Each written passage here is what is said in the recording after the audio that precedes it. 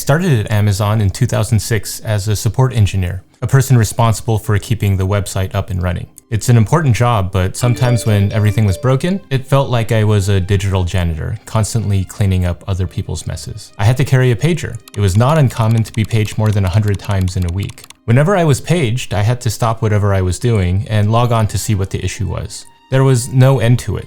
It happened day and night. Usually, carrying the pager is spread across all of the members of your team. However, when I arrived at Amazon, several people were leaving. As a result, for many months, I was the only one carrying the pager. This difficult period in my life turned out to be a turning point as it motivated me to take action. As Tony Robbins said, change happens when the pain of staying the same is greater than the pain of change. I knew that I didn't want to be a support engineer for the rest of my life, even if my on-call shifts got better. I wanted to be a software developer, write code, and build systems. So I went all in on preparing for the technical interview to become a software developer while I had a heavy on-call load. Now, I'm an L7 principal software engineer. I've also conducted 850 technical interviews. I'm a bar raiser, and I've trained over 1,000 people at Amazon how to conduct interviews. And I finally know why I was successful back then. In this video, I'll share with you 3 big lessons I learned while I was digging myself out of that hole, so you don't have to go through the heartache I did. This is my free gift from Uncle Steve to you. All I ask is that if you find my content useful, you subscribe to my channel and email newsletter, where I help tech professionals level up in their careers. There's a link in the description. The first lesson is a mental block that people have when they're interviewing, and it holds them back and makes them feel bad about themselves unnecessarily.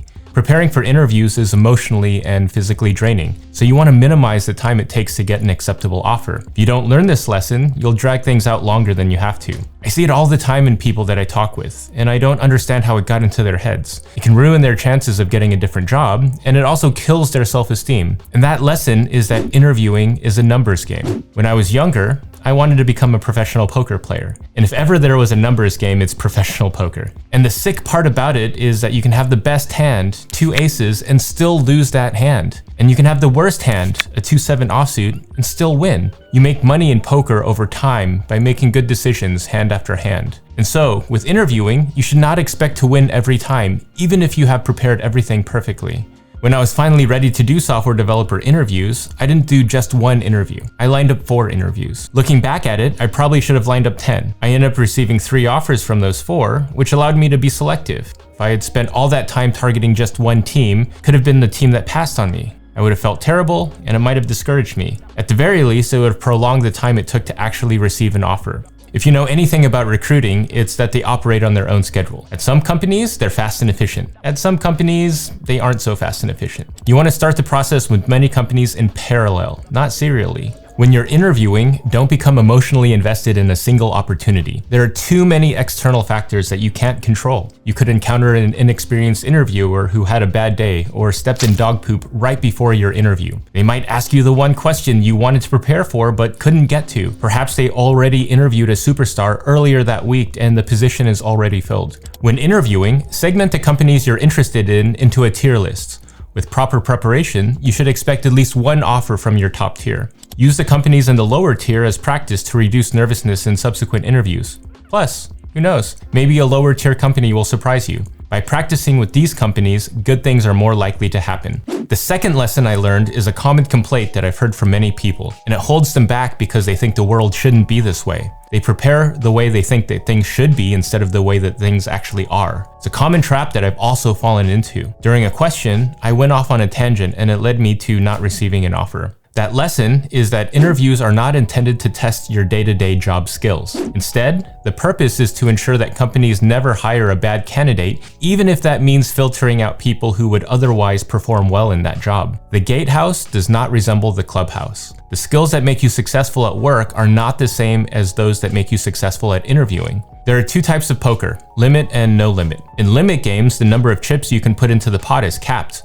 while in no limit games, the amount you can bet is not capped. Even though the rules are otherwise exactly the same, these games could not be more different. During a system design interview, I was once asked to design a system that I had actually built in real life. I was thrilled to receive that question, and I could hardly contain my excitement. I'd filed patents in this area, and I was intimately familiar with how to actually build these systems in real life. I could talk about it forever. But where I took the question was not the same place as the interviewer wanted to go. And so I bombed that question that I should have crushed because I thought the interviewer wanted to talk about what it actually took to build one of these systems in production, when actually he wanted to talk about something else. I've seen it on both sides of the table. When I ask a system design question, I'm not actually asking you to design a system. That takes weeks or months. I'm trying to have an interesting conversation about some of the topics I want to talk about to size you up. Companies don't give you real-world work during interviews because it takes longer than the hour they have to evaluate you. Instead, they ask proxy questions to minimize false positives. It can be frustrating to be filtered out because the interviewer wanted to talk about some arbitrary thing, even though you may be a good fit for the job. However, it's best not to take it personally and recognize that it's a numbers game. Companies are optimizing for minimal false positives. So when you go into an interview, you need to make sure to listen to what the interviewer is saying and let them guide you through their questioning. If you play a no-limit game like a limit game, you're gonna get destroyed.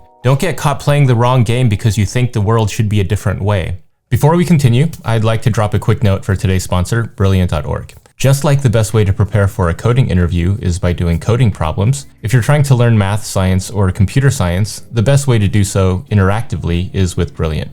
Reading or passively watching YouTube videos is probably the worst way to learn something. Not only does the information not stick, it gives you a false sense that you understand things deeply when you don't. With Brilliant's interactive courses, you can learn the key concepts and practice your skills in the same place. Brilliant has lessons on everything, with new ones added every month. From probability to machine learning, there's so much content on Brilliant. I really value continuing education. If I didn't have to work, I'd just take courses all day. I'm currently working through the Kurzgesagt Beyond the Nutshell content on space, disasters, and life. It's mind-blowing, entertaining, and educational in a way that just watching their videos isn't. To try everything Brilliant has to offer, free for a full 30 days, visit brilliant.org/alifeengineered or click on the link in the description. The first 200 of you will get 20% off Brilliant's annual premium subscription. The third lesson is the most important of all. It's a trap that one can fall into even if they've been crushing their interview prep. I've noticed this phenomenon frequently in the past couple of years with the rise of LeetCode and the tech interview prep industry. It's a form of target fixation that can lead to down-leveling, or worse, not getting an offer even if you've answered all of the questions perfectly. And that lesson is only focusing on the technical portion of the interview. In poker, if you only look at your hand and don't take anything else into consideration,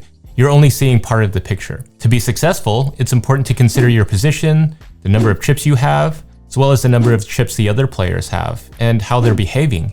Yes, you should get good at LeetCode and system design questions, but the technical portion of the interview is the ante. It's a necessary but not sufficient condition to get the offer. The behavioral portion of a job interview is critical to actually landing the job.